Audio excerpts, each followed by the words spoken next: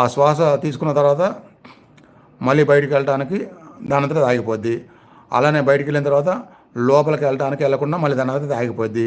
రెండు జరుగుతున్నాయి, అంతర కొమ్ముగా బాహ్య కొమ్ముగా. ఇవి పొడగాలి, ఈ రెండు పొడిగించమంటున్నారు.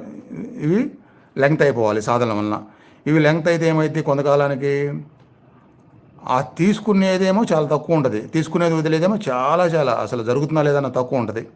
ఏ రెండు అయితే చెప్తున్నామో కేవల కొమ్ము, అవి మాత్రం కంటిన్యూగా ఎక్కువ ఉంటా ఉంటాయి అన్నమాట.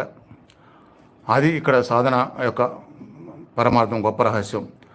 అలా అనుభవం ఏదైతే ఇక మనం తీసుకున్నాం వదులుతున్నాం అనేది మన దృష్టిలో ఉండదు, మన అనుభవంలో ఉండదు, ఆగిపోయి ఉందంతే అన్నట్టుగా ఉంటుంది. అదే కేవలం వస్తుంది. అది వస్తే ఇక అదే ఖుదా అని చెప్పారు కదా, అదే క్రియాతీత అవస్థ, అదే పరావస్థ, అదే క్రియకు పరావస్థ అని చెప్పారు.